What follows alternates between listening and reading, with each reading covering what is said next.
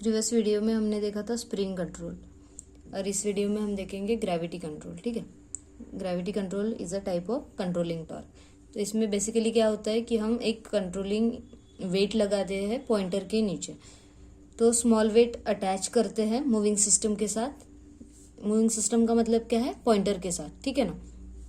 तो वो आपका कंट्रोलिंग टॉर्क प्रोड्यूस करता है। तो कैसे करता है, देखो जैसे हम यहाँ पर पॉइंटर है, ठीक है ना, पॉइंटर डिफ्लेक्टिंग टॉर्क लगने के बाद अगर आपका पॉइंटर यहाँ पर रहता है, आ जाता है, तो क्या होगा, इसके नीचे अगर आप डायरेक्टली कनेक्ट करते हो, क्या इसके नीचे अगर आप डायरेक्टली कनेक्ट करते हो कुछ वेट, तो क्या होगा, इस पॉइंटर यहाँ पर आकर रुक जाएगा ड्यू टू दिस वेट, ठीक है ना। तो फिर क्या होगा, अगर आपने डिफ्लेक्टिंग टॉर्क अगर 0 कर दिया तो पॉइंटर अपने आप इस वेट के कारण क्या हो जाएगा, 0 पोजीशन पर आ जाएगा। इस प्रकार ये ग्रेविटी कंट्रोल आपको वर्क करता है, ठीक है। पर क्या ये उस इंस्ट्रूमेंट में पॉसिबल है क्या, जो इंस्ट्रूमेंट्स आपके वर्टिकल रखे, हॉरिजेंटल रखे हो, ठीक है। अगर आपने एक इंस्ट्रूमेंट ऐसे हॉरिजेंटल रखा, ठीक है, अगर हॉरिजेंटल रखोगे तो क्या कोई भी वेट लगाने से, लेट्स कंसीडर ये आपका पॉइंटर, इसके यहाँ पर अगर आप वेट लगाते हो तो क्या पॉसिबल है क्या कि वो वेट कुछ वर्क करेगा, ठीक है ना। अगर आपको इस पॉइंटर पर उसका अफेक्ट करना है तो क्या करना पड़ेगा, उस इंस्ट्रूमेंट को ऐसे वर्टिकल रखना पड़ेगा और उसके नीचे वेट करना पड़ेगा। जैसे ऐसे जाएगा तो वेट के कारण हो जाएगा ये बैलेंस, ठीक है ना। तो आप ये जो ग्रेविटी कंट्रोल होता है वो यूज करते हो इन वर्टिकल पोजीशन इंस्ट्रूमेंट्स, ठीक है।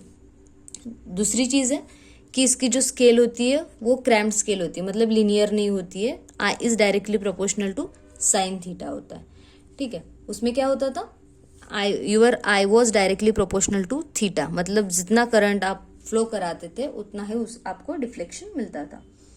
फिर नेक्स्ट है फ्री फ्रॉम द फटीग और डिटोरिएशन विद द टाइम।